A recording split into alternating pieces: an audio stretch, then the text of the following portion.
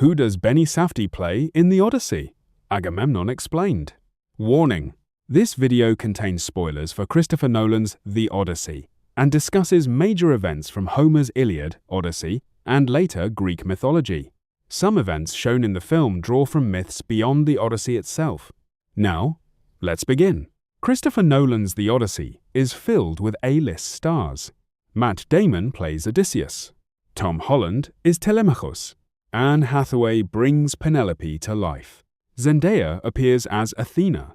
Yet one of the film's most talked about performances belongs to an actor who appears for only a few minutes. Benny Safdie. Hidden beneath intimidating black armor, Safdie plays Agamemnon, the king who led the Greek armies during the Trojan War. Despite having very little dialogue, his commanding presence has become one of the movie's biggest talking points, with many viewers calling him one of the film's standout characters. So, who exactly is Agamemnon? Why is he so important to Odysseus' story? Why does Christopher Nolan keep his face hidden behind a dark helmet? And why does his fate become one of the most important warnings in the entire film? Let's explain. Who is Agamemnon? Agamemnon is the King of Mycenae and the commander of the Greek coalition during the Trojan War.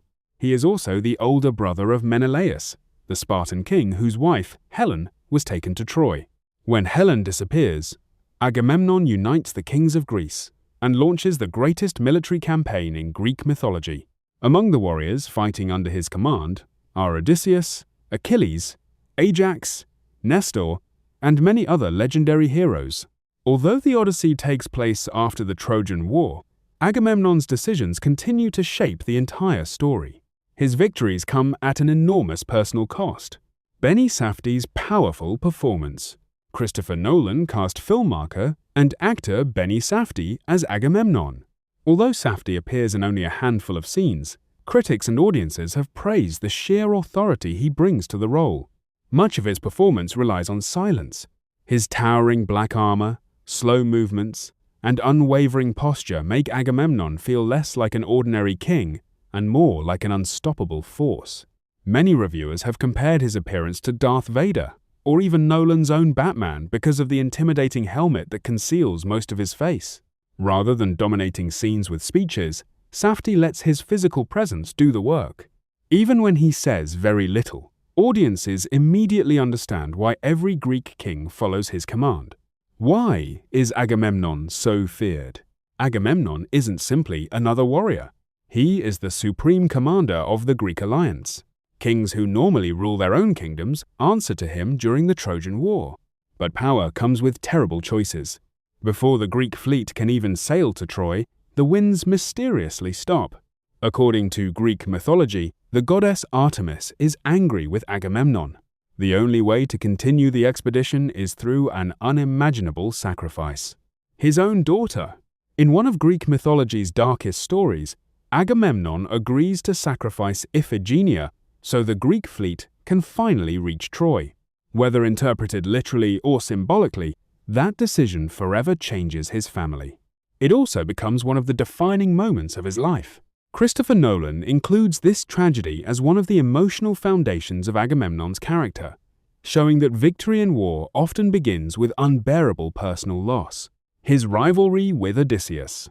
Although Agamemnon and Odysseus fight on the same side, they are very different leaders. Agamemnon rules through authority. Odysseus succeeds through intelligence. Throughout Greek mythology, Agamemnon represents military power. Odysseus represents strategy. The famous Trojan horse is Odysseus's idea, but it succeeds because Agamemnon commands the united Greek army that carries it out. Christopher Nolan uses this contrast throughout the film. Agamemnon rarely questions his own authority. Odysseus constantly questions himself. That difference becomes increasingly important after the war ends. What happens to Agamemnon? Unlike Odysseus, Agamemnon successfully returns home after Troy falls. But his journey ends in tragedy. While Agamemnon is away at war, his wife, Clytemnestra, never forgives him for sacrificing their daughter. When he finally returns to Mycenae, she murders him with the help of her lover, Aegisthus. Christopher Nolan references this fate during the film's haunting Underworld sequence. There, Agamemnon warns Odysseus that surviving the journey home isn't enough. Sometimes the greatest danger waits inside your own home. That warning becomes one of the emotional turning points of the film and reminds Odysseus that reclaiming Ithaca may prove harder than surviving monsters and storms. Why Nolan hides his face? One of the biggest questions viewers have asked is why Agamemnon is almost always hidden beneath his helmet. According to critics, the choice transforms him into something larger than life. Instead of seeing an ordinary man, audiences see a symbol of war itself. The black armor makes Agamemnon appear almost mythical, reinforcing the fear and authority he commands over the Greek army. It also reflects one of Nolan's biggest themes. War changes people. By the time Troy falls, Agamemnon is no longer simply a king. He has become the embodiment of conquest, sacrifice, and the terrible price of victory. Why fans can't stop talking about Benny Safdie. Despite appearing for only a few minutes, Benny Safdie has become one of the film's breakout performers. Social media has been flooded with praise for his commanding screen presence, with many fans joking that he aura-farmed the entire movie despite barely speaking. Critics have also highlighted how memorable his brief performance is, even suggesting it could attract awards attention if the film performs strongly during awards season. It's a reminder that sometimes the most memorable characters aren't the ones with the most dialogue. They're the ones whose presence changes every scene they enter. Why Agamemnon matters to the Odyssey. Although Homer's Odyssey focuses on Odysseus, Agamemnon serves as an important mirror. Both men survived the Trojan War. Both are celebrated heroes. Both long to return home, but their stories end very differently. Agamemnon's fate becomes a warning that victory on the battlefield doesn't guarantee happiness afterward. For Odysseus, hearing Agamemnon's story reinforces the importance of caution, loyalty, and trust as he fights to reclaim Ithaca. Without Agamemnon, the emotional stakes of Odysseus's homecoming would not be nearly as powerful. Final thoughts. So, who does Benny Safdie play in The Odyssey?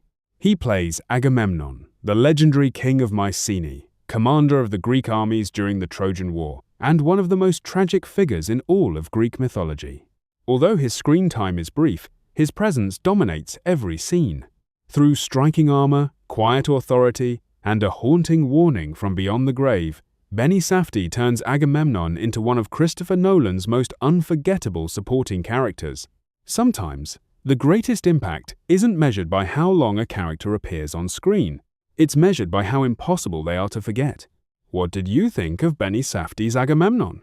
Did he steal every scene he appeared in, or was there another supporting performance in The Odyssey that impressed you even more? Let me know your thoughts in the comments below.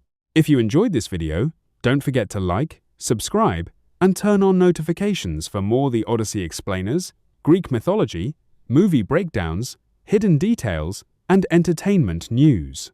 Thanks for watching, and I'll see you in the next video.